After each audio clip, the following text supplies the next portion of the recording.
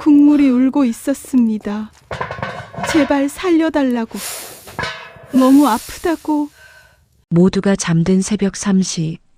천운간의 늙은 부엌은 마치 거대한 짐승처럼 거친 숨을 몰아쉬고 있었습니다. 이러면 안 된다는 걸 알았습니다. 감히 저 같은 설거지 아줌마가 들어와선 안 되는 금기의 성역이라는 것도요. 하지만 도저히 모른 척할 수가 없었습니다. 가마솥 뚜껑을 여는 순간 뜨거운 증기가 제 얼굴을 덮쳤습니다. 역한 비린내. 아버지가 끓여주시던 그 맑고 깊은 맛이 아니었습니다. 국물이 병들어 비명을 지르고 있었단 말입니다. 품속에서 꼬깃꼬깃한 신문지에 싼 하얀 가루를 꺼냈습니다. 내 머리는 잊었어도 내 손은 기억하고 있으니까. 딱 한 번만 되돌려 놓자. 떨리는 손을 뻗어 막 소금을 뿌리려던 찰나였습니다. 누구냐? 천둥 같은 호통 소리에 심장이 멎을 것만 같았습니다.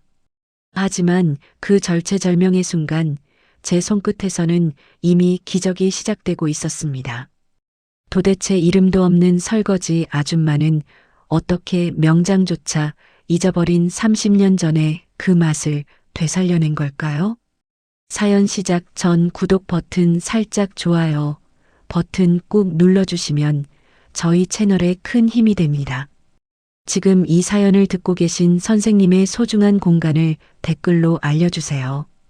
그곳에 늘 평안과 행복이 가득하기를 기원합니다. 새벽 5시 영등포 인력시장. 한영숙은 벽 한쪽에 몸을 기댄 채 숨죽여 서 있었습니다. 20명쯤 되는 여자들 틈에 섞여서요. 모두들 일자리를 기다리는 눈빛이었습니다. 아줌마 몇 살이에요? 인력소개소 직원이 물었습니다. 영숙은 작은 목소리로 대답했어요. 54입니다. 아이고, 그럼 안 돼요. 요새는 40대도 안 뽑는다니까요. 힘든 일인데. 직원의 손짓에 영숙은 고개를 숙이고 밖으로 나왔습니다. 찬바람이 얇은 점퍼를 파고들었어요. 주머니 속 동전을 만지작거렸습니다. 1,500원. 오늘도 굶어야 했습니다. 며칠째 제대로 먹지 못했습니다. 어제는 편의점 뒤에 버려진 삼각김밥 하나로 하루를 버텼어요. 상한 건지 배가 아팠지만 참았습니다. 익숙한 통증이었으니까요. 발걸음이 무거웠습니다. 어디로 가야 할지 몰랐어요. 그저 걷기만 했습니다. 지하철역 계단을 내려갔다가 다시 올라왔습니다. 따뜻한 곳에 잠시라도 앉고 싶었지만 경비원의 눈초리가 따가웠어요. 해가 중천에 떴습니다. 영숙은 어느새 서울 외곽까지 걸어와 있었어요. 큰 도로를 벗어나자 낮은 기와집들이 보였습니다. 오래된 동네였어요. 그때였습니다. 바람이 방향을 바꿨어요. 어디선가 구수한 냄새가 코끝을 스쳤습니다. 영숙의 발걸음이 멈췄어요. 텅 빈 위장이 꼬르륵 소리를 냈습니다. 냄새를 따라 골목을 들어갔습니다. 좁은 길이 끝나는 곳에 거대한 기와집이 나타났어요. 담장 너머로 보이는 건물은 궁궐처럼 웅장했습니다. 대문 옆 현판에 커다란 글씨가 새겨져 있었어요. 천운관. 영숙은 그 글자를 한참 바라봤습니다. 어디선가 들어본 이름 같았어요. TV에서 봤던 것 같기도 하고 대통령도 먹으러 온다던 그 유명한 곳이었을까요? 굴뚝에서 하얀 연기가 피어올랐습니다. 그 연기를 타고 냄새가 더 진하게 풍겨왔어요. 뼛속까지 스며드는 듯한 구수함이었습니다. 영숙은 대문 앞에 한참을 서 있었어요. 들어가 볼까요?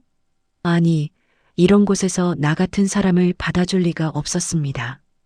발길을 돌리려는데 옆쪽에 작은 쪽문이 보였어요. 반쯤 열려 있었습니다.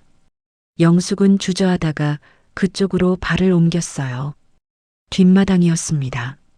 널찍한 마당 한쪽에 여자 둘이 무더기로 쌓인 물을 씻고 있었어요. 수도가 물소리가 철벅철벅 들렸습니다. 저기요.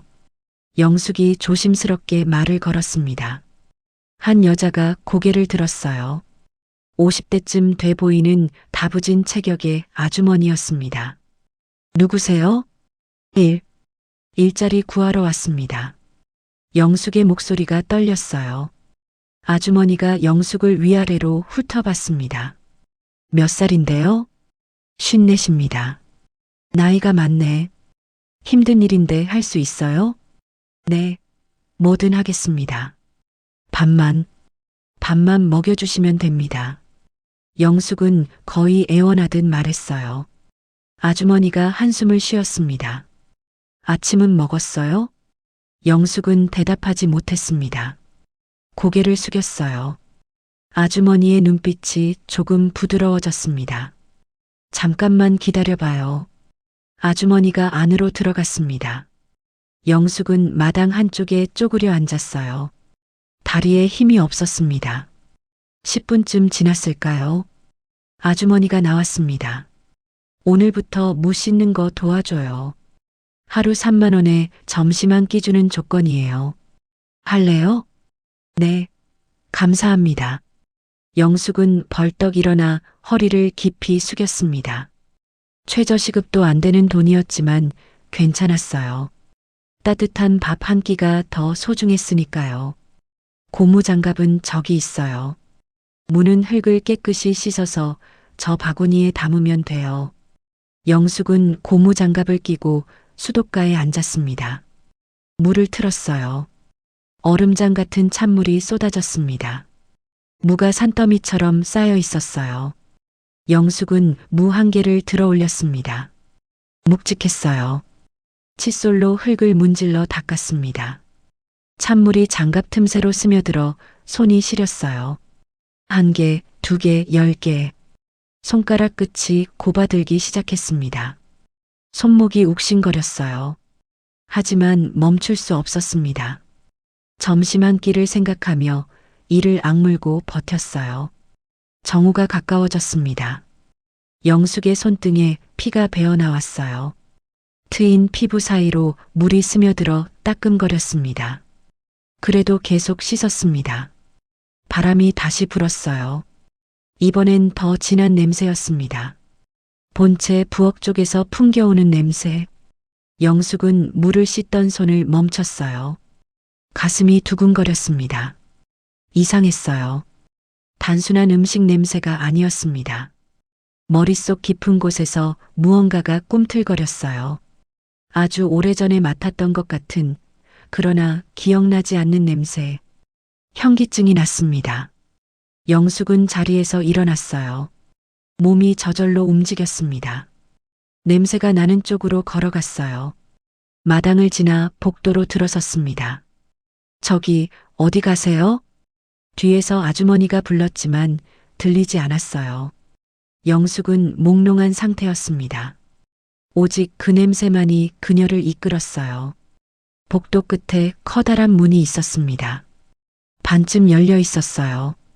안에서 보글보글 끓는 소리가 들렸습니다. 부엌이었습니다. 영숙은 문틈으로 안을 들여다봤어요. 거대한 가마솥이 보였습니다. 아궁이에서 불꽃이 활활 타오르고 있었어요. 솥뚜껑 틈새로 하얀 증기가 뿜어 나왔습니다. 그 순간이었습니다. 누가 불을 이렇게 키웠어? 육수 다 망치려고 작정했냐? 천둥 같은 목소리가 부엌 안에서 터져 나왔어요. 영숙은 화들짝 놀랐습니다.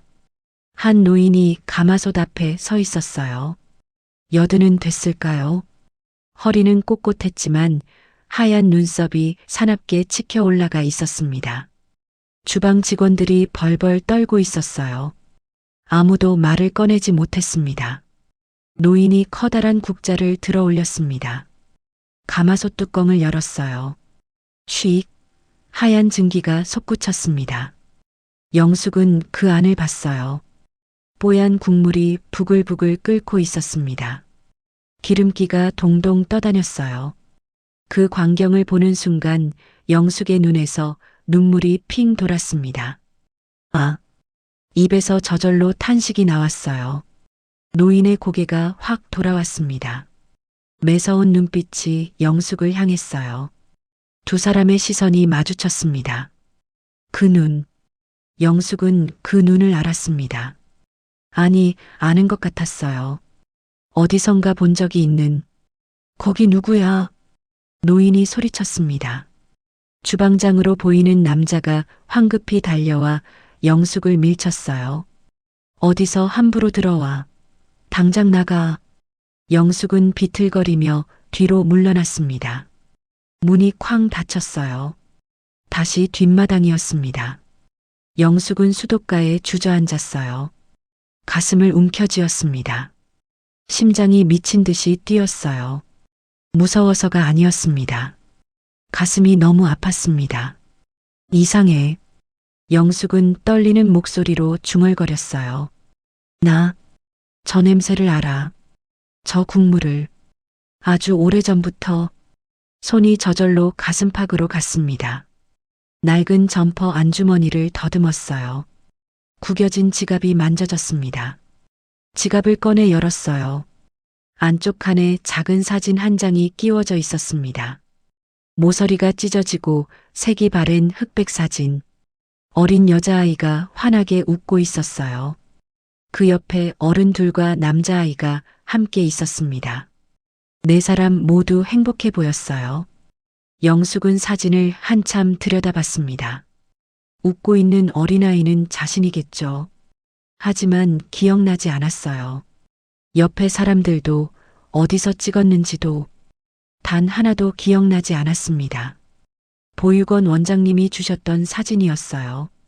내가 발견됐을 때 주머니에 들어 있었단다라고 했었죠. 영숙에게는 유일한 과거였습니다. 영숙은 사진을 가슴에 안았습니다.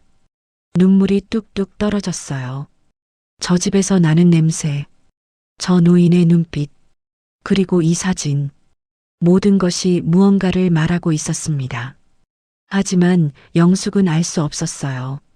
기억이 없었으니까요. 다만 가슴만이 알고 있었습니다.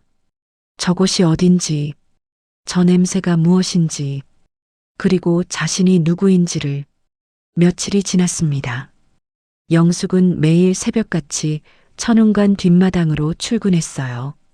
물을 씻고 마당을 쓸고 허드렛 일을 거들었습니다. 손은 갈라지고 허리는 휘청거렸지만 불평하지 않았어요. 점심 한 끼가 주어졌고 그것만으로도 감사했습니다. 그런데 이상한 일이 있었어요. 오늘도 안 드셨대요. 같이 일하는 말순 아주머니가 혀를 찼습니다. 안채에서 가사 도우미가 쟁반을 들고 나왔어요. 최고급 전복죽과 나물 반찬이 고스란히 남아 있었습니다. 사모님이요? 그럼요. 벌써 사흘째예요. 물 한 모금도 안 드신다니까요. 영숙은 쟁반을 받아들었어요. 음식물 쓰레기통으로 향했습니다. 멀쩡한 죽을 버리려니 가슴이 아팠어요. 며칠 전까지 자신도 굶었던 사람인데 왜 안 드시는 거예요? 글쎄요. 해마다 이맘때면 그러신대요. 말순이 목소리를 낮췄습니다. 옛날에 딸을 잃어버리셨대요. 30년 전에. 그때부터 이 시기만 되면 곡기를 끊으신다나 봐요. 영숙의 손이 잠시 멈췄어요. 딸을 30년 전에. 그래서 영감님도 그 모양인 거예요. 말순이 본체 쪽을 턱짓했습니다. 부엌에서 김명장의 호통 소리가 들렸어요. 불 조절도 제대로 못하냐? 다시 해. 주방 직원들이 고개를 숙이고 있었습니다. 김명장은 며칠 전보다 더 날이 서 있었어요. 눈 밑에 다크서클이 짙었습니다. 독하게도 마누라가 굽는데 육수나 끓이고 있으니. 말순이 고개를 저었습니다. 하지만 영숙은 달리 보였어요. 김명장의 뒷모습에서 슬픔이 느껴졌습니다. 가마솥을 붙들고 서 있는 그 모습이 외로워 보였어요. 점심시간이었습니다. 영숙은 직원 식당에서 밥을 받았어요. 된장찌개와 김치, 그리고 밥.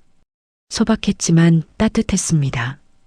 국을 한 숟가락 떠서 입에 넣었어요. 짭짤하고 구수했습니다. 영숙은 천천히 씹었어요. 감사한 마음이 들었습니다. 식사를 마치고 부엌으로 식판을 가져갔어요.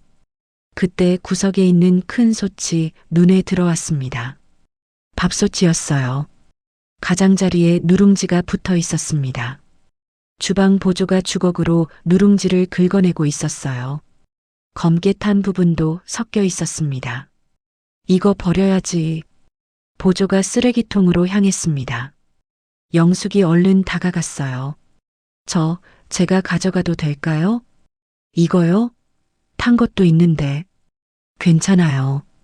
아까워서요. 보조가 어깨를 으쓱했습니다. 영숙은 누룽지를 양은 냄비에 담았어요. 조심스럽게 뒷마당으로 가져갔습니다. 오후 작업이 끝났습니다. 다른 직원들은 퇴근했지만 영숙은 남았어요. 마당 구석의 작은 화구에 불을 붙였습니다. 냄비에 물을 붓고 누룽지를 넣었어요. 하지만 그냥 넣지 않았습니다. 영숙의 손이 움직이기 시작했어요. 먼저 누룽지 중에서 탄 부분만 골라냈습니다. 손가락으로 꾹꾹 눌러 부스러뜨렸어요. 그리고 남은 누룽지를 물에 담가 불렸습니다. 불린 누룽지를 국자로 떠서 냄비 바닥에 눌렀어요. 으깨기 시작했습니다. 쿨쿨쿨. 밥알이 풀어지며 걸쭉해졌어요. 왜 이러는지 몰랐습니다. 몸이 저절로 움직였어요. 미음처럼 부드럽게 만들어야 한다는 생각이 들었습니다. 불 조절도 신경 썼습니다. 센 불로 끓이다가 거품이 올라오면 약한 불로 줄였어요. 나무 주걱으로 바닥을 긁으며 저었습니다. 시계 반대 방향으로 일정한 리듬으로 20분쯤 지났을까요? 고소한 냄새가 피어올랐습니다. 구수하고 따뜻한 향기. 으깬 밥알이 녹아들어 부드러운 미음 같았어요. 영숙은 국자로 한 모금 떠서 맛을 봤어요. 입안에 단맛이 돌았습니다. 부드럽고 깊은 맛. 이상했어요. 분명 누룽지와 물뿐인데 이렇게 소화가 잘 될 것 같은 부드러움이라니. 바람이 불었습니다. 숭늉 냄새가 바람을 타고 흘러갔어요. 열린 창문을 통해 안채로 스며들었습니다. 침대에 누워있던 최 여사의 코끝이 벌름거렸어요. 이 냄새는. 그녀는 힘겹게 몸을 일으켰습니다. 며칠째 아무것도 먹지 않아 어지러웠어요. 벽을 짚고 일어났습니다. 창문으로 다가갔어요. 마당이 보였습니다. 구석에서 누군가 양은 냄비를 들고 있었어요. 물을 씻던 그 아주머니였습니다. 최 여사의 눈에서 눈물이 흘렀어요. 지훈이가 내 속 아플 때 끓여주던 냄새인데. 그때 문이 열렸습니다.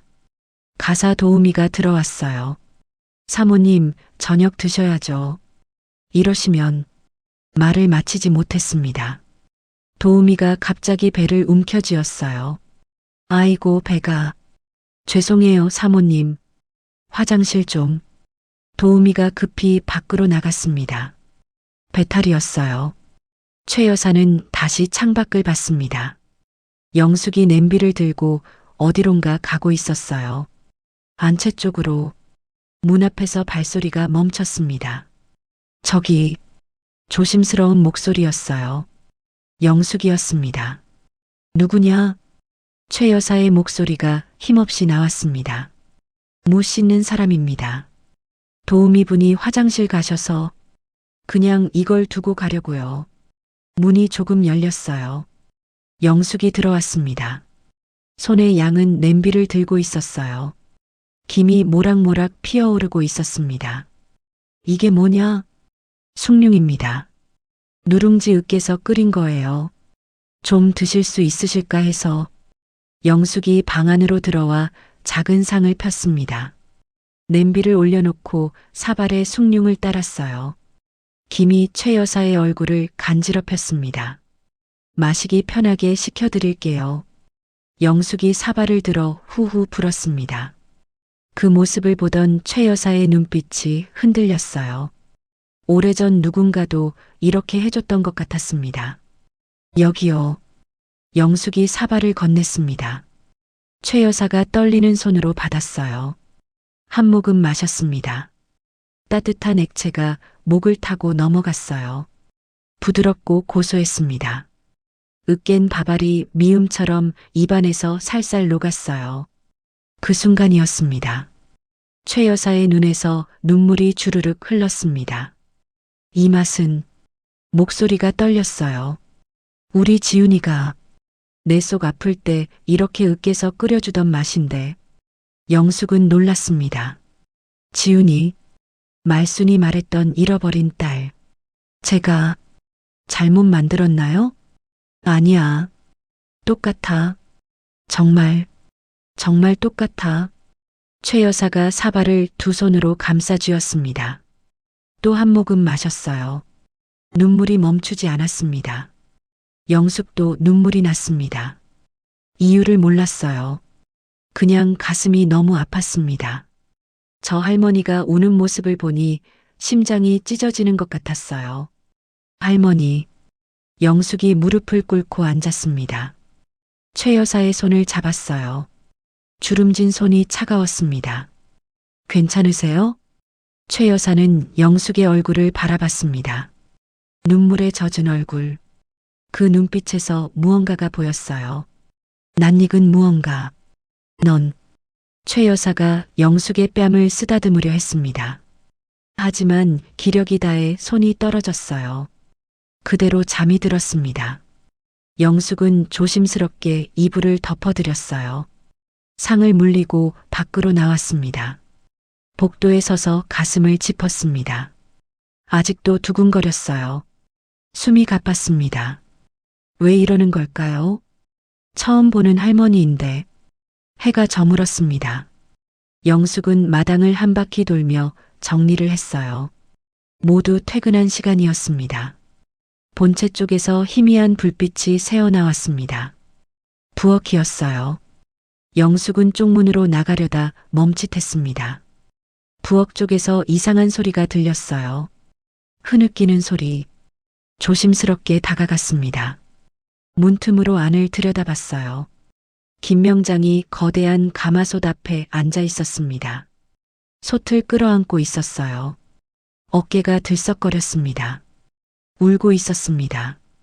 천하의 호랑이 같던 그 노인이 어린아이처럼 울고 있었어요. 여보. 김명장의 떨리는 목소리가 들렸습니다.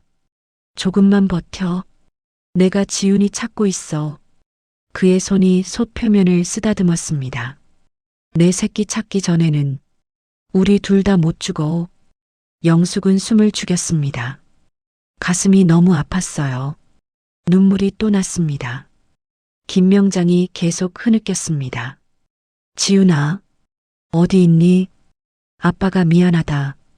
찾아줄 테니까 조금만 기다려라. 영숙은 그 자리에 주저앉았어요. 두 손으로 입을 막았습니다. 소리내어 울 것 같았으니까요. 왜 이렇게 아픈 걸까요? 왜 저 할아버지의 울음이 자신의 것처럼 느껴지는 걸까요? 영숙은 조용히 일어났습니다. 뒷걸음질 쳤어요. 쪽문을 나와 골목으로 나왔습니다. 찬바람이 뺨을 때렸습니다. 하지만 눈물은 멈추지 않았어요. 하늘을 올려다봤습니다.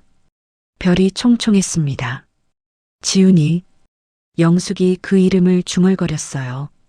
머릿속에서 그 이름이 메아리 쳤습니다. 지훈이, 지훈이, 지훈이. 가슴 한쪽이 뜨거워졌습니다. 그 이름이 낯설지 않았어요.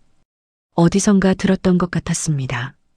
아주 오래전에 누군가 불렀던 것 같았습니다. 그 이름을.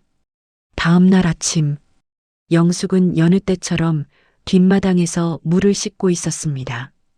어젯밤 지훈이라는 이름이 계속 머릿속을 맴돌았어요. 잠을 설쳤지만 일손은 멈추지 않았습니다.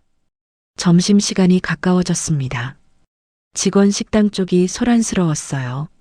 말순이 황급히 뛰어왔습니다. 큰일 났어요. 무슨 일인데요? 김이모가 빙판길에 미끄러져서 병원 갔대요. 오늘 직원들 밥 누가 해요? 주방 매니저가 나왔습니다.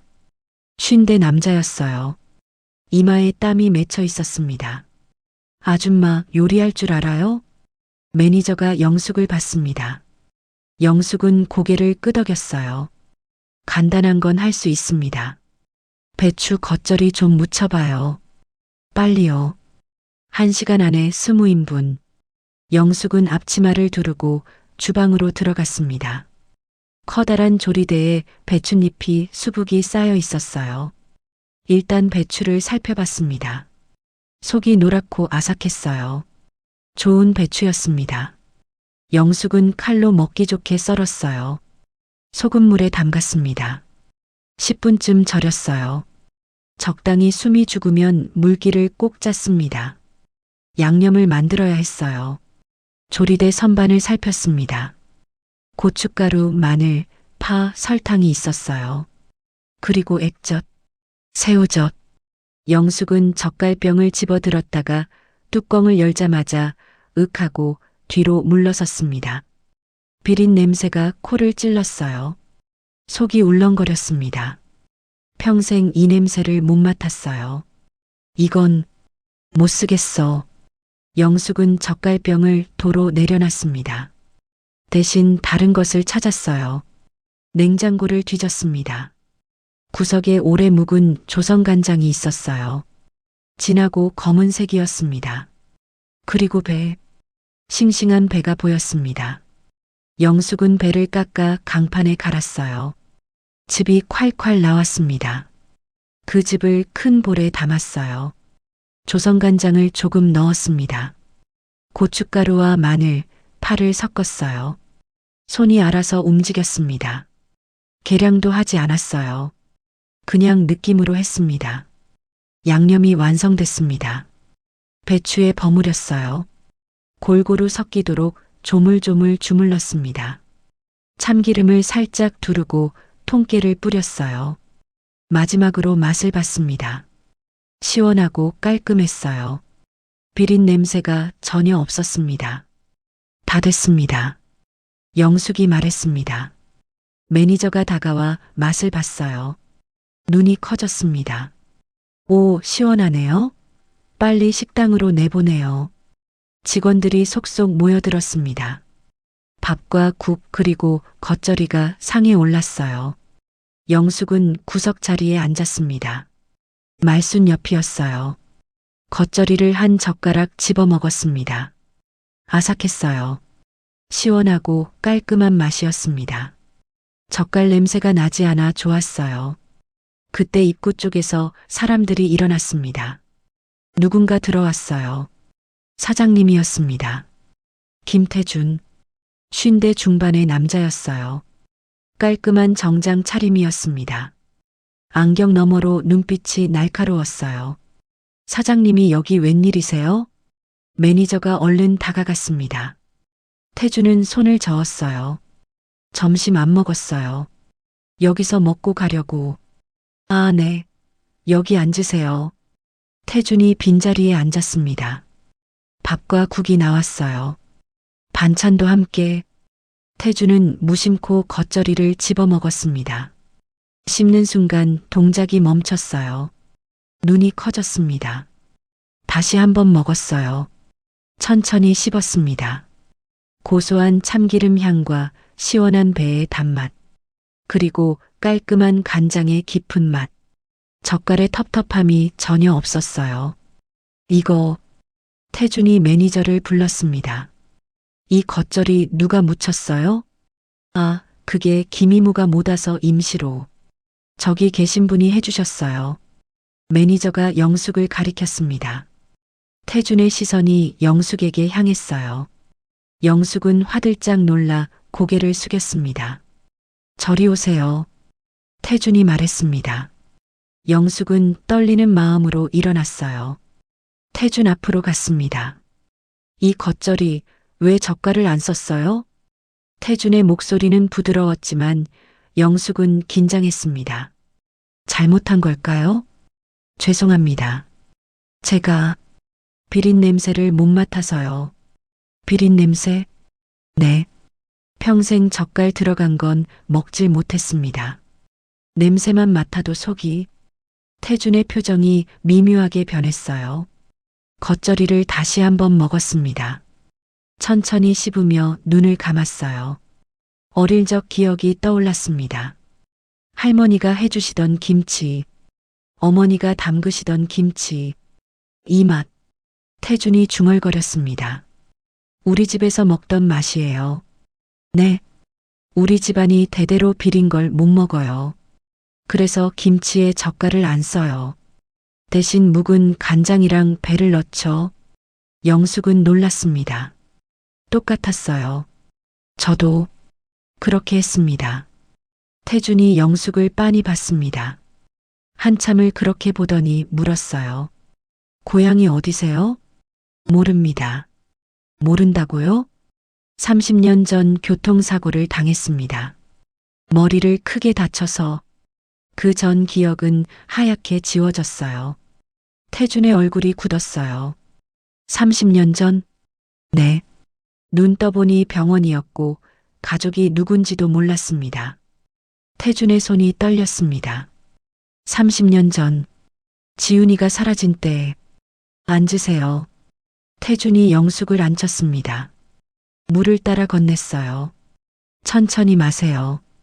영숙이 물컵을 받아들었습니다. 입에 대고 마셨어요. 태준도 물을 마셨습니다. 그 순간이었습니다. 두 사람 모두 오른손 새끼손가락이 꼿꼿하게 펴져 있었어요. 물을 마실 때 자연스럽게 새끼손가락만 세우는 버릇. 옆에 앉은 말순이 작게 소리를 냈습니다.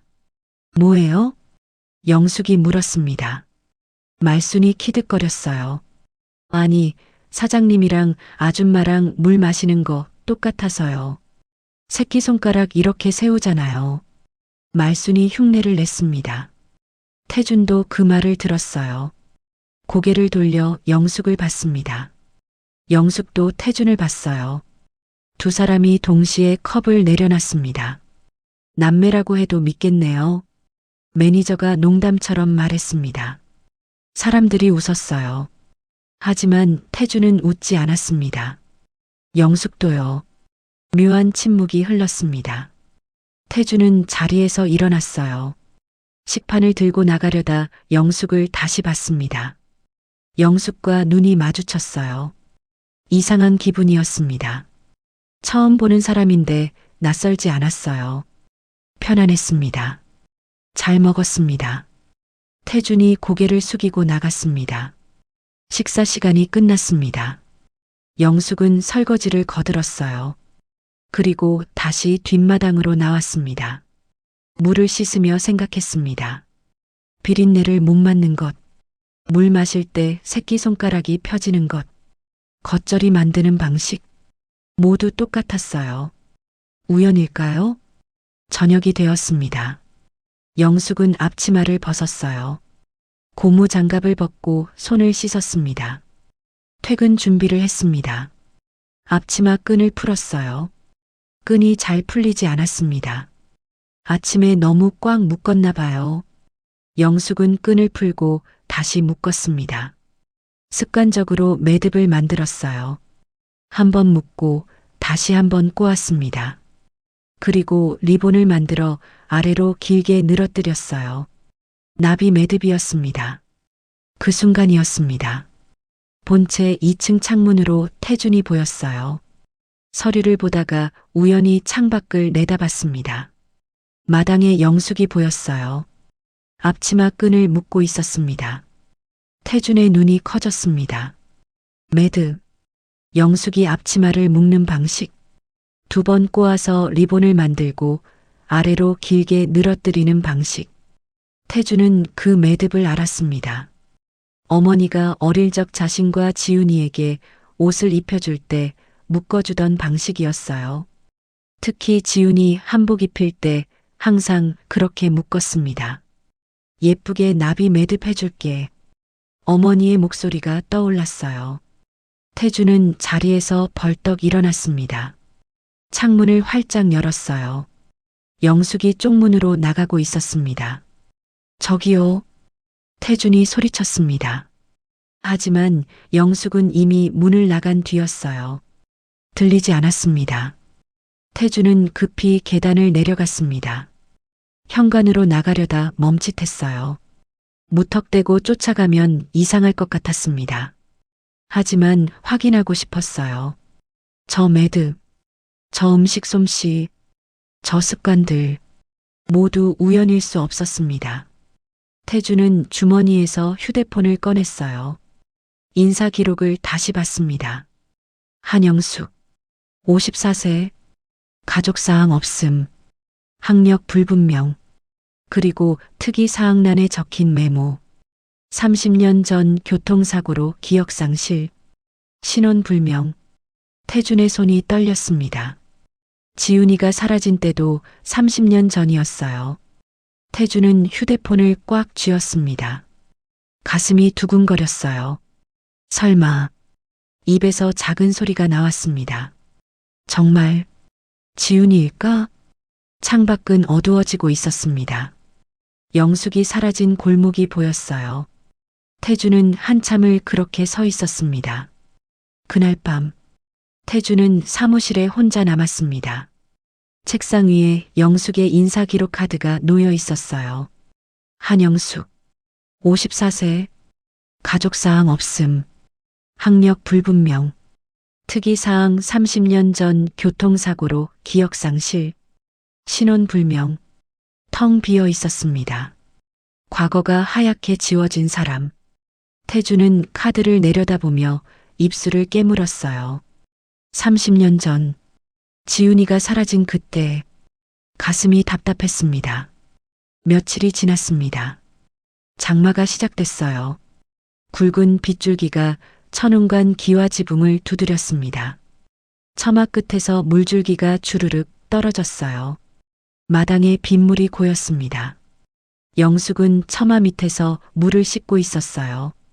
빗소리가 귓가에서 울렸습니다. 철서? 철서? 그 소리를 듣는 순간 영숙의 손이 멈췄습니다. 오른팔이 욱신거렸어요. 무의식적으로 팔뚝을 문질렀습니다. 아팠습니다. 이유 없이 아팠어요. 왜 이러지? 영숙은 팔을 쓰다듬었습니다. 옷 위로도 느껴지는 통증. 비만 오면 이랬어요. 30년을 그랬습니다. 빗소리가 점점 거세졌습니다. 천둥이 쳤어요. 번개가 하늘을 갈랐습니다. 영숙은 몸을 떨었습니다. 무섭지는 않았어요. 하지만 팔이 더 아팠습니다. 점심시간이었습니다. 주방이 바빴어요. 손님들이 몰려들었습니다. 비 오는 날엔 따뜻한 국물이 당기는 법이었죠. 물 좀 더 끓여. 면 삶아. 주방장의 목소리가 울려 퍼졌습니다. 직원들이 분주하게 움직였어요. 영숙도 주방을 거들고 있었습니다. 설거지하고 물건 나르는 일이었어요. 바닥이 미끄러웠습니다. 빗물이 신발에 묻어 들어왔거든요. 주방 보조가 걸레질을 했지만 물기가 완전히 마르지 않았어요. 그때였습니다. 조심해. 누군가 소리쳤습니다. 주방 보조가 뜨거운 육수통을 들고 가다 미끄러졌어요. 몸이 기울었습니다. 육수통도 함께 기울었어요. 펄펄 끓는 육수가 쏟아지려 했습니다. 보조의 얼굴로 비켜요. 영숙이 소리치며 몸을 날렸습니다. 보조를 밀쳤어요. 보조는 옆으로 넘어지며 바닥에 주저앉았습니다. 안전했습니다. 하지만 영숙이 육수를 뒤집어 썼습니다. 으악! 비명이 터져 나왔어요. 뜨거운 액체가 어깨와 팔을 적셨습니다. 옷 위였지만 뜨거웠어요. 아줌마! 주방이 아수라장이 됐습니다. 사람들이 달려왔어요. 물, 찬물. 누군가 찬물을 가져왔습니다. 영숙의 옷 위에 부었어요. 김이 모락모락 피어올랐습니다. 사장님 부르세요. 매니저가 소리쳤습니다. 태준이 달려왔습니다. 얼굴이 하얗게 질려 있었어요. 영숙 씨, 태준이 영숙을 부축했습니다. 영숙은 통증에 이를 악물고 있었어요. 괜찮습니다. 옷 위라서 옷을 벗어야 해요. 화상 확인해야죠. 태준이 조심스럽게 영숙을 안쪽 방으로 데려갔습니다. 말순이 따라왔어요. 제가 도와드릴게요. 말순이 영숙의 젖은 옷을 걷어 올렸습니다. 소매가 올라갔어요. 팔뚝이 드러났습니다. 붉게 부어오른 자국이 보였어요. 다행히 중화상은 아닌 것 같았습니다. 그런데 태준의 눈이 커졌습니다. 붉은 자국 옆에 다른 흉터가 있었어요. 오래된 하얀색 흉터, 반달 모양이었습니다. 태준의 손이 멈췄습니다. 숨이 막혔어요. 그 흉터를 알았습니다. 30년 전 어린 지훈이 오빠를 따라 부엌에 들어왔어요. 오빠, 나도 국 끓이는 거 볼래? 안 돼. 위험해. 나가 있어. 싫어. 오빠랑 같이 있을 거야. 지훈이 떼를 썼습니다. 태준이 웃으며 지훈의 손을 잡았어요. 그럼 여기 앉아 있어. 절대 움직이지 마. 그때였습니다. 지훈이 호기심에 가마솥 쪽으로 손을 뻗었어요. 뚜껑을 만지려 했습니다. 안 돼. 태준이 말렸지만 늦었어요. 지훈의 팔이 뜨거운 솥뚜껑에 닿았습니다. 오빠, 뜨거워.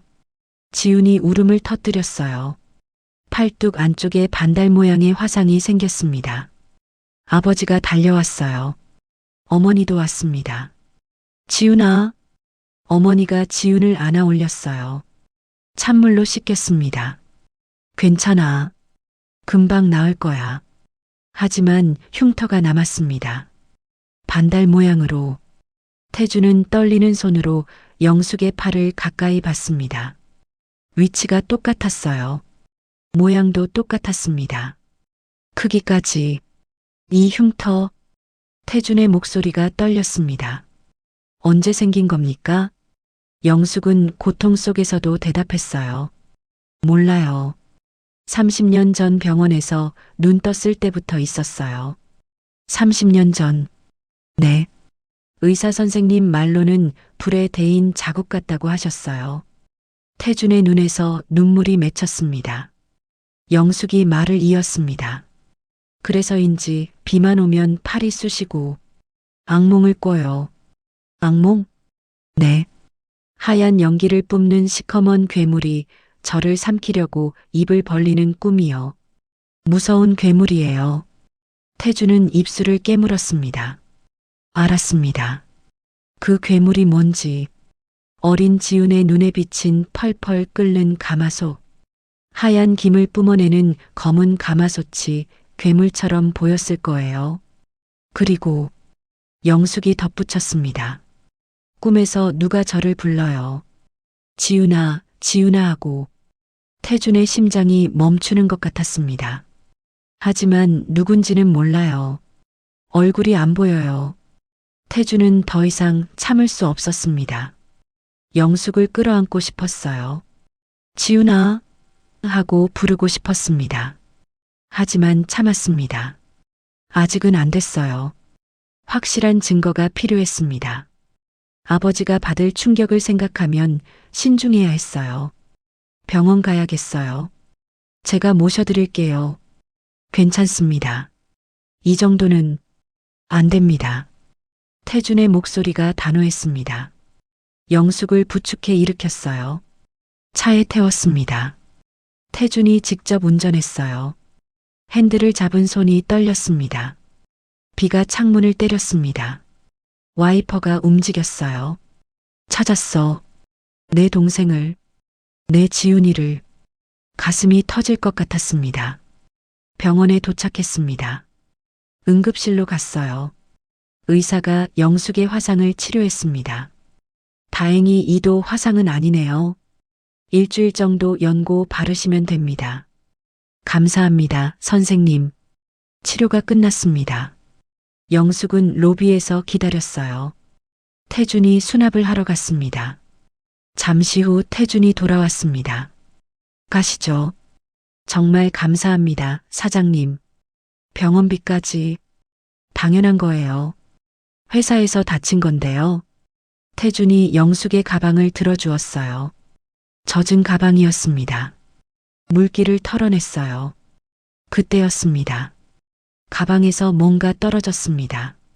낡은 지갑이었어요. 지갑이 바닥에 떨어지며 벌어졌습니다. 안에서 사진 한 장이 툭 나왔어요. 태준이 몸을 굽혀 사진을 집어들었습니다. 흑백 사진이었어요. 빛이 발에 있었습니다. 그 순간 태준의 몸이 얼어붙었습니다. 사진 속에 사람들이 보였어요. 젊은 남자가 가마솥 앞에 서 있었습니다. 아버지였어요. 젊은 시절의 김명장이었습니다. 그 옆에 어린 남자아이가 있었어요. 자신이었습니다. 어린 태준, 그리고 작은 여자아이가 환하게 웃고 있었습니다. 지훈이었습니다. 네 사람이 함께 가마솥 앞에서 웃고 있었어요. 행복해 보였습니다. 어머니도 함께 있었어요. 태준의 눈에서 눈물이 흘렀습니다. 손이 떨렸어요. 사진을 떨어뜨릴 것 같았습니다. 이 사진, 태준의 목소리가 나오지 않았습니다. 영숙이 다가왔어요. 아, 죄송해요. 제 거예요. 영숙이 사진을 보려 했습니다. 하지만 태준은 사진을 꽉 쥐었어요. 이 사진, 어디서 난 겁니까? 태준의 목소리가 떨렸습니다. 병원에서 눈 떴을 때 제 손에 쥐어져 있었대요. 의사 선생님이 보관하셨다가 주셨어요. 이 사람들이 누군지 아세요? 영숙은 고개를 저었습니다. 몰라요. 기억이 안 나요. 하지만 영숙이 사진을 들여다봤어요. 왠지 그리워요. 이 사람들이, 특히 이 아이. 영숙이 사진 속 어린 지훈을 가리켰습니다. 저인 것 같아요. 느낌이. 태준은 눈물을 참았습니다. 사진을 영숙에게 돌려줬어요. 소중히 간직하세요. 네. 영숙이 사진을 지갑에 넣었습니다. 밖으로 나왔습니다. 비가 그쳤어요. 하늘이 개고 있었습니다. 차에 올랐습니다. 태준은 핸들을 잡고 한참을 앉아 있었어요. 사장님? 아, 죄송해요. 태준이 시동을 걸었습니다. 운전하면서 생각했어요. 흉터, 사진, 악몽, 모든 게 일치합니다. 지훈이야, 틀림없어. 하지만 아직은 말할 수 없었어요. 아버지께 말씀드리려면 확실한 증거가 필요했습니다. DNA 검사 같은. 태준은 결심했습니다. 때가 오면 말씀드리자. 확실한 증거와 함께 천운관에 도착했습니다. 푹 쉬세요. 당분간 쉬셔도 됩니다. 아니에요. 괜찮습니다. 영숙이 차에서 내렸어요. 태준은 영숙의 뒷모습을 바라봤습니다. 지훈아, 작게 불렀습니다. 영숙은 듣지 못했어요. 안채로 걸어갔습니다. 태준은 눈물을 닦았습니다. 찾았다. 드디어 내 동생 지훈이를 찾았어. 사진 속 환하게 웃던 그 아이가 돌아왔습니다. 30년 만에. 그날 아침은 달랐습니다.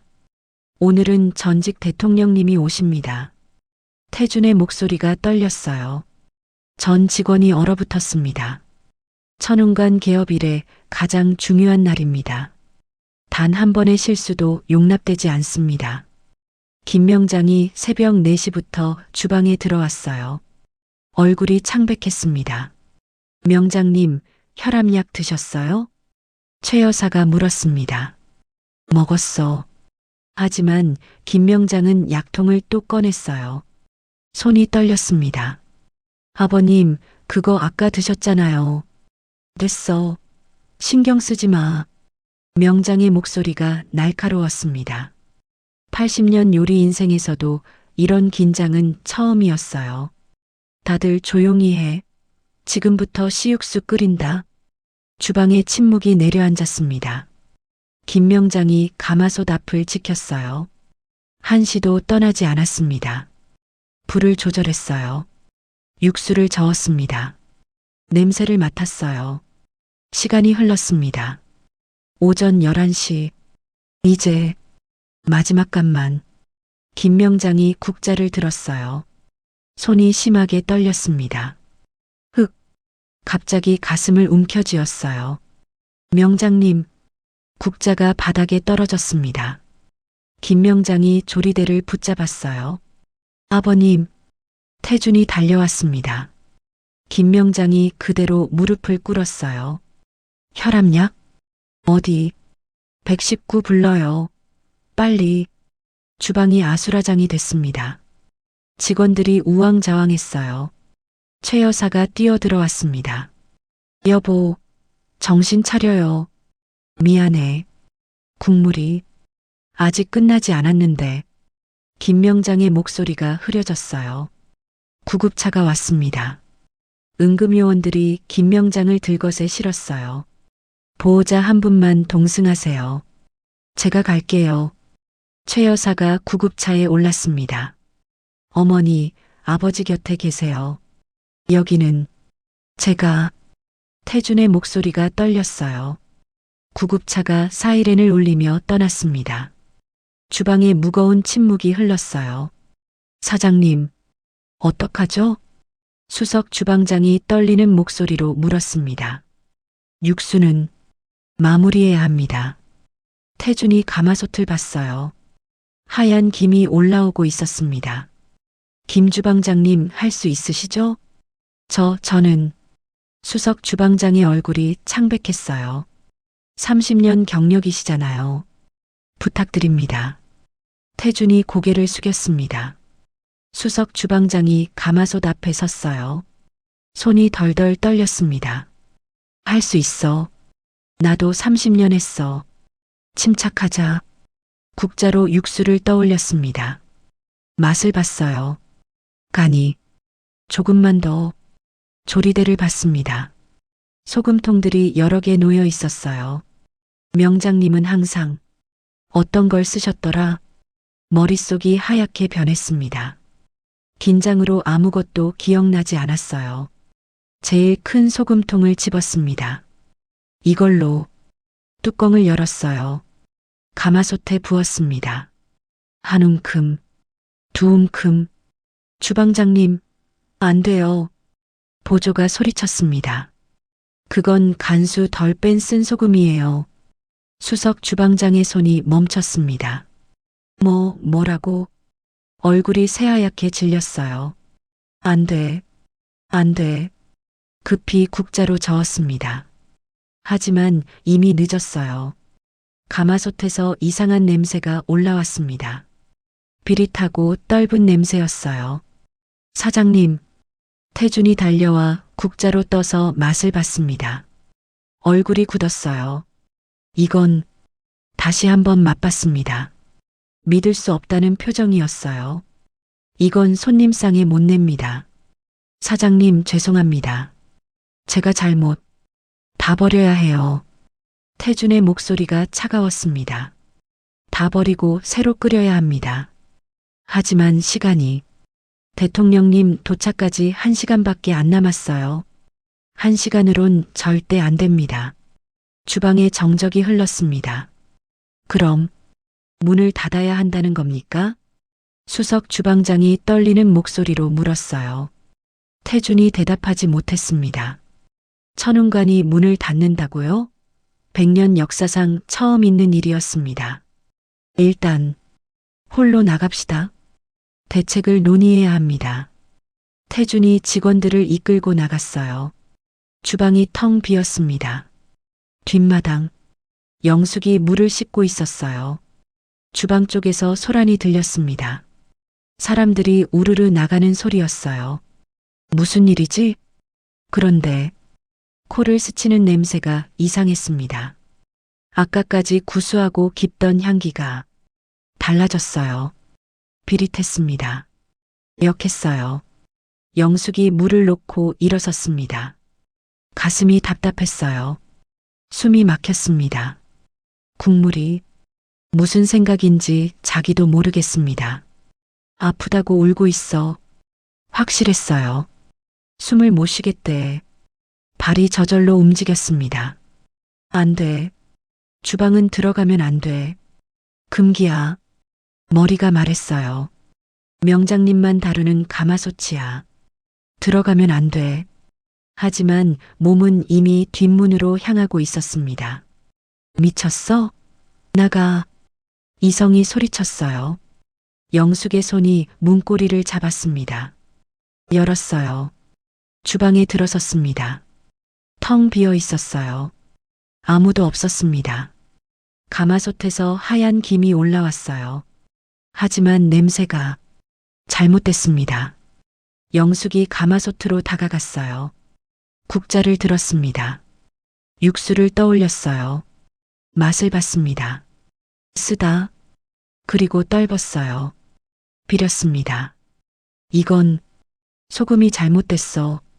어떻게 아는 걸까요? 영숙의 눈이 주방을 훑었습니다. 구석 선반. 낡은 유리병이 보였어요. 말린 연근 가루. 손이 저절로 뻗어나갔습니다. 병을 집었어요. 뚜껑을 열었습니다. 손가락으로 집었어요. 이 정도. 가마솥에 넣었습니다. 한 꼬집, 두 꼬집, 세 꼬집, 정확히 세 꼬집이었습니다. 국자로 저었어요. 천천히 저었습니다. 조리대를 다시 봤어요. 작은 항아리가 눈에 들어왔습니다. 3년 묵은 시간장. 먼지가 쌓여 있었어요. 뚜껑을 열었습니다. 깊은 향이 올라왔어요. 국자에 떠서 가마솥에 부었습니다. 다시 저었어요. 냄새가 바뀌기 시작했습니다. 영숙의 손이 조리대 옆 작은 소금 단지로 향했어요. 하얀 꽃소금이었습니다. 손가락으로 집었어요. 그런데 뿌리는 동작이 달랐습니다. 그냥 뿌리는 게 아니었어요. 손목을 스냅으로 튕겼습니다. 소금이 눈꽃처럼 넓게 퍼졌어요. 가마솥 위에 하얗게 흩날렸습니다. 한 번, 두 번, 세 번. 정확한 리듬이었어요. 손이 저절로 움직였습니다. 이게 뭐지? 내가 왜 이렇게 하는 거지? 국자를 들었어요. 크게 휘저었습니다. 그 순간 냄새가 완전히 바뀌었습니다. 쓴내가 사라졌어요. 비린내도 없어졌습니다.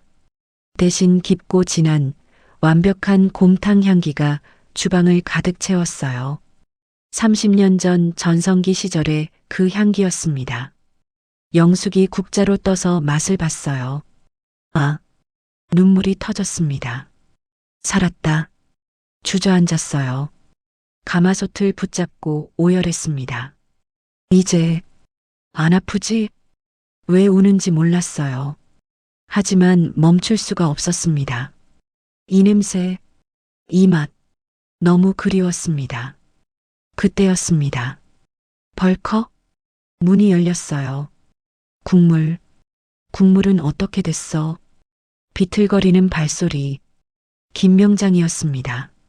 병원 가운을 입은 채였어요. 링거 바늘 자국에서 피가 흘렀습니다. 아버님, 태준이 뒤따라 들어왔어요. 링거를 뽑으시면 어떡해요? 국물이 걱정돼서 가만히 누워 있을 수가. 김명장이 주방으로 비틀거렸습니다. 하얀 증기 속 누군가 가마솥 앞에 국자를 들고 서 있었어요. 어떤 놈이야? 김명장이 소리치려다 얼어붙었습니다.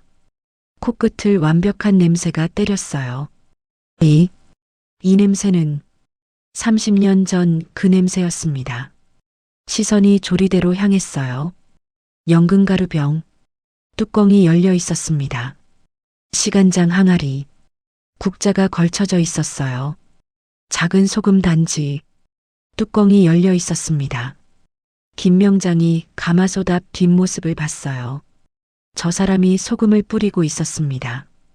손목을 튕기는 그 동작, 눈꽃처럼 흩날리는 소금. 저 손동작. 김명장의 다리가 풀렸습니다. 지훈이냐? 목소리가 떨렸어요. 그 사람이 천천히 뒤를 돌았습니다. 영숙이 뒤를 돌았습니다. 눈물 젖은 얼굴이었어요. 내가 감히 어디라고 손을 대? 김명장이 버럭 소리쳤습니다. 내 육수통에 못짓을 한 거야. 링거 바늘 자국에서 피가 흘렀어요. 명장의 손이 떨렸습니다. 영숙이 사시나무처럼 떨었어요. 챙그랑 손에서 국자가 떨어졌습니다.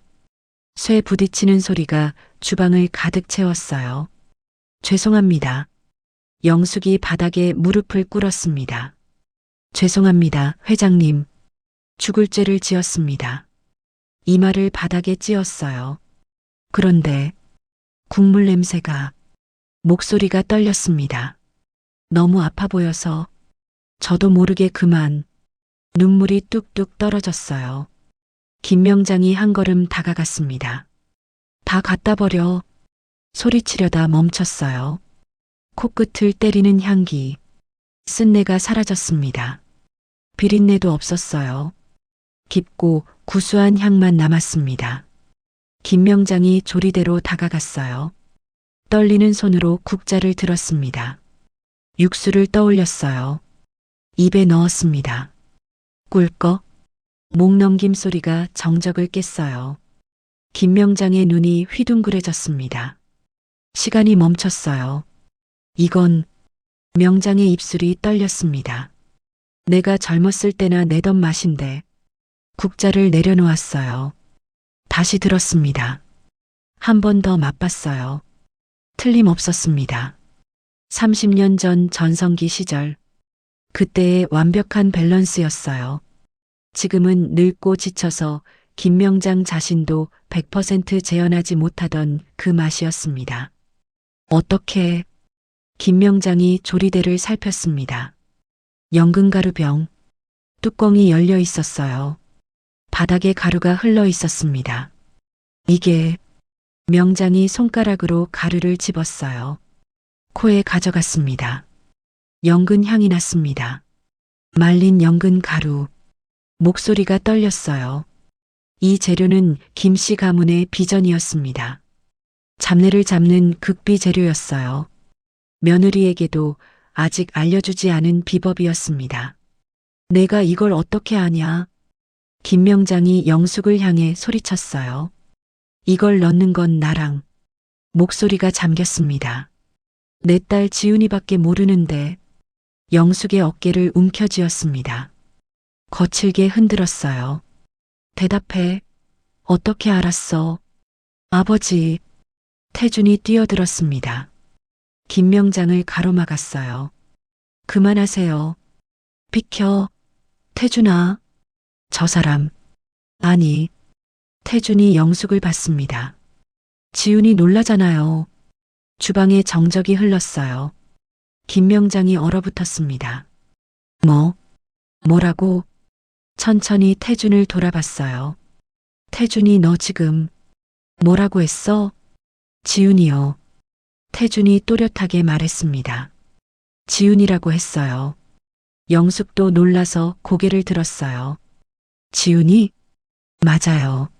아버지. 태준이 주머니에서 무언가를 꺼냈습니다. 낡은 흑백 사진이었어요. 사챕터에서 제가 찾은 사진입니다. 사진 속 네 식구가 가마솥 앞에 서 있었어요. 이게 30년 전 우리 가족이에요. 태준이 사진 속 작은 여자아이를 가리켰습니다. 이게 지훈이고 영숙을 봤어요. 얼굴을 비교해 보세요.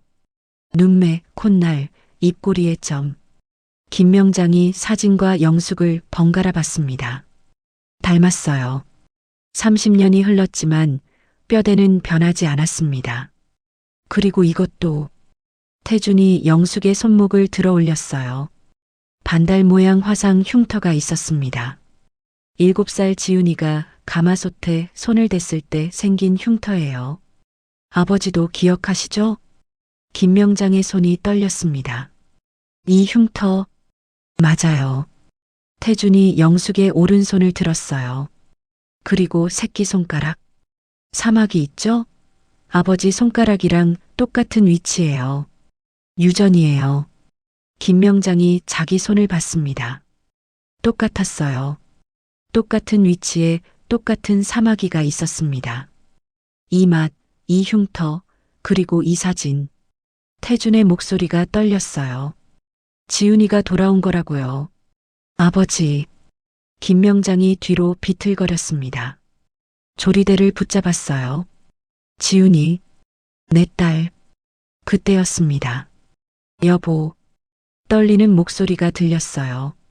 최 여사가 주방문에 서 있었습니다. 비틀거리며 들어왔어요. 무슨 일이에요? 병원에서 당신이 갑자기 사라져서 코를 킁킁거렸습니다. 어디서? 우리 지훈이 냄새가 나는데. 시선이 무릎 꿇은 영숙에게 고정됐어요. 최 여사가 멈췄습니다. 저 사람. 영숙을 봤어요. 눈물 젖은 얼굴, 떨리는 어깨. 지훈이. 최 여사의 다리가 풀렸습니다. 벽을 붙잡았어요. 본능이었습니다. 30년이 흘렀지만 어머니는 알 수 있었어요. 자기 딸이라는 걸. 김명장이 영숙에게 다가갔습니다. 무릎을 꿇었어요. 영숙과 눈높이를 맞췄습니다. 떨리는 손으로 영숙의 얼굴을 감싸쥐었어요. 들어올렸습니다. 눈물 범벅 얼굴. 30년 전 잃어버린 딸의 모습이 겹쳐 보였습니다. 아가. 김명장의 목소리가 떨렸어요. 너 정말. 눈물이 흘렀습니다. 내 새끼 지훈이냐? 영숙이 명장을 봤어요. 흐릿하게 봤습니다. 대답해봐. 명장의 목소리가 영숙의 귓가에 울렸어요. 아비 목소리. 기억 안 나냐? 그 순간 영숙의 머릿속에 뭔가 스쳤습니다. 낮은 목소리, 따뜻한 손길. 잘했다, 우리 지훈이.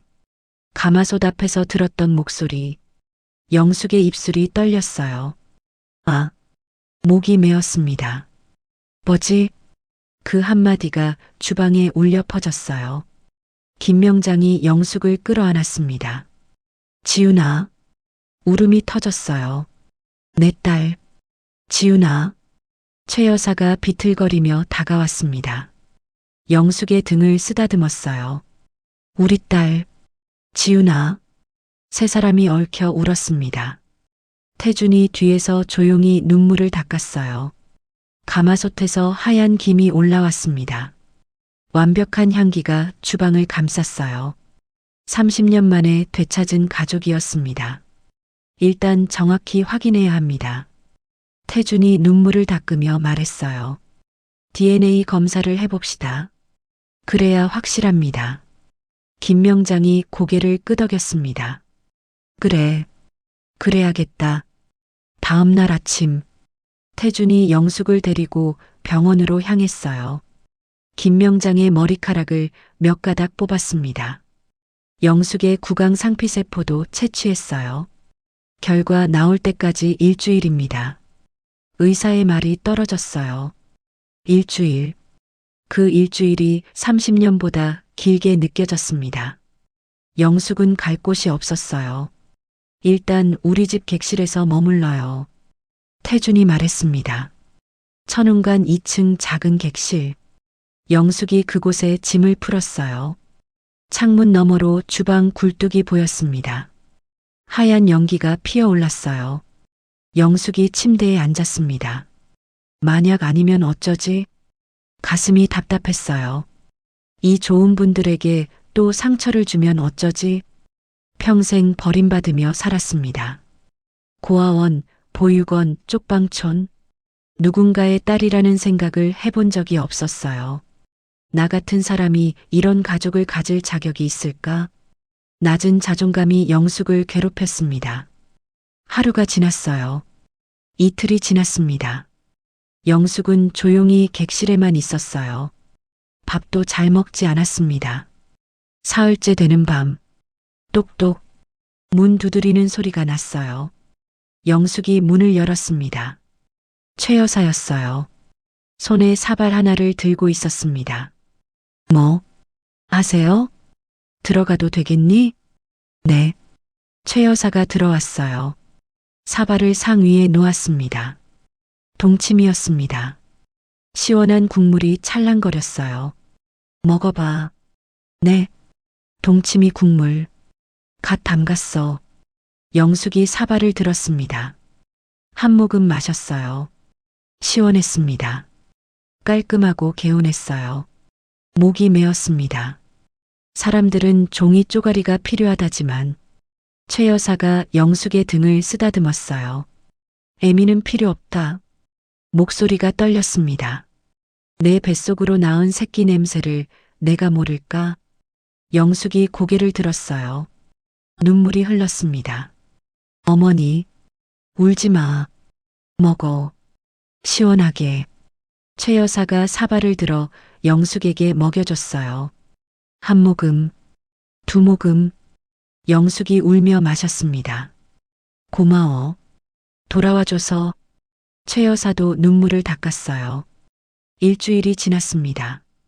띵동. 초인종이 울렸어요. 태준이 뛰어나갔습니다. 등기 우편입니다. 병원 로고가 찍힌 봉투였어요. 태준이 거실로 들어왔습니다. 김명장, 최 여사, 영숙이 모여 있었어요. 영숙은 죄인처럼 고개를 숙이고 있었습니다. 공기가 무거웠어요. 아무도 말하지 않았습니다. 열어볼게요. 태준의 손이 떨렸어요. 봉투를 뜯는 소리가 유난히 크게 들렸습니다. 종이를 꺼냈어요. 펼쳤습니다. 태준의 눈이 글자를 훑었어요. 눈이 붉어졌습니다. 태준아. 김명장이 떨리는 목소리로 물었어요. 뭐라고 나왔냐? 태준이 고개를 들었습니다. 눈물이 뺨을 타고 흘렀어요. 아버지, 어머니. 목소리가 갈라졌습니다. 맞아요. 뭐? 친자관계 성립. 태준이 종이를 들어 올렸어요. 99.99% 일치합니다. 거실에 정적이 흘렀어요. 김명장이 자리에서 주저앉았습니다. 지훈이. 최 여사가 입을 막았어요. 흐느꼈습니다. 김명장이 바닥에 손을 짚었어요. 영숙 쪽으로 기어갔습니다. 무릎을 꿇었어요. 천하의 김명장이었습니다. 호랑이 같던 아버지였어요. 그가 자식 앞에 무릎을 꿇었습니다. 미안하다. 목소리가 떨렸어요. 지훈아. 못난 애비가. 이마를 바닥에 댔습니다. 코앞에 두고도 널 괄시했구나. 영숙이 벌떡 일어났어요. 아버지, 안 돼요. 미안하다. 미안해. 김명장이 울었습니다. 80년 인생에서 가장 크게 울었어요. 아이고, 내 새끼. 최 여사가 영숙을 끌어안았습니다. 으스러져라 안았어요. 내 딸, 내 지훈이. 영숙도 울음을 터뜨렸습니다. 엄마. 30년 동안 입 밖으로 내보지 못한 단어였어요. 엄마. 아빠. 목이 메었습니다. 엄마. 거실이 통곡 소리로 가득 찼습니다. 태준도 벽에 기대 눈물을 흘렸어요. 한참을 울었습니다. 시간이 얼마나 흘렀을까요? 최 여사가 자리에서 일어났어요. 잠깐만. 안방으로 들어갔습니다. 장롱 깊숙한 곳에서 상자를 꺼냈어요. 조명 냄새가 났습니다. 거실로 돌아와 상자를 열었어요. 작은 옷들이 나왔습니다. 30년 전 옷이었어요. 신발도 있었습니다. 그리고 베넷 저고리. 이걸. 최 여사가 베넷 저고리를 들었어요.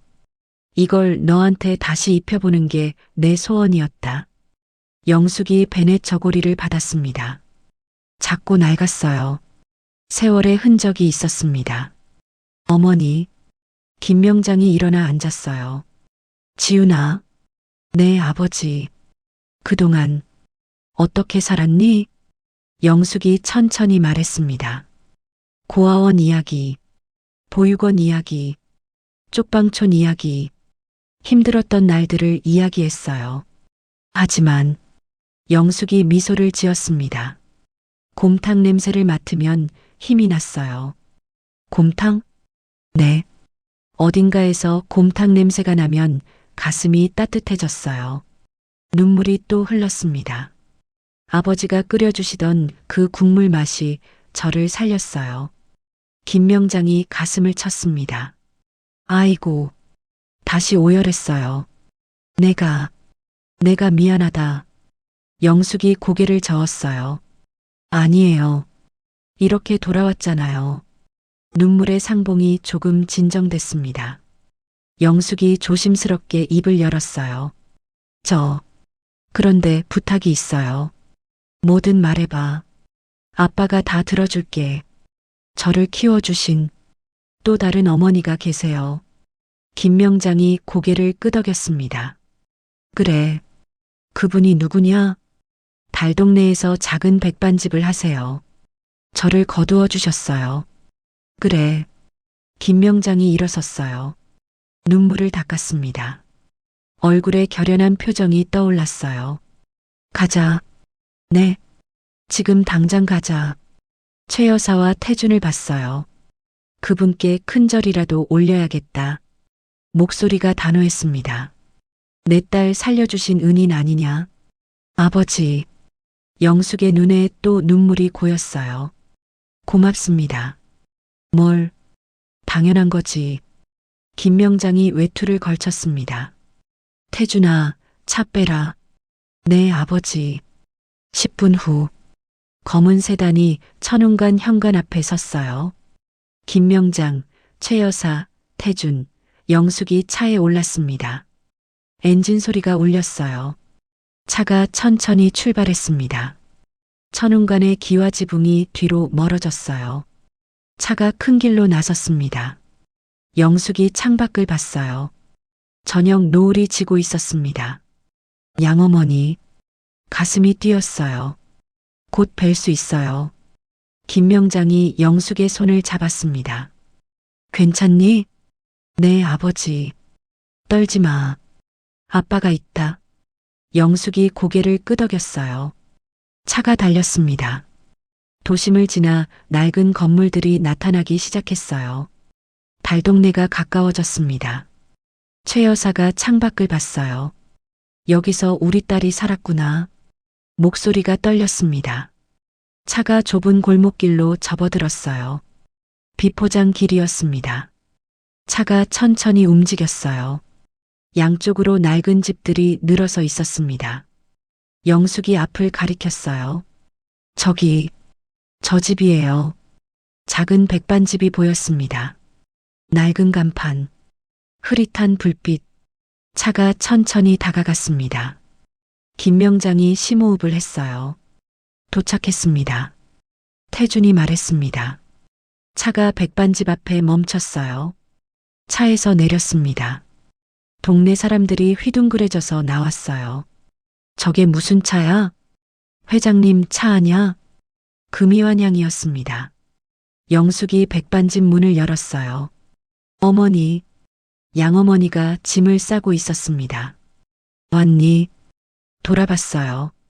눈이 붉었습니다. 가거라. 부잣집 가서 호강해야지. 짐진 모진 척했어요.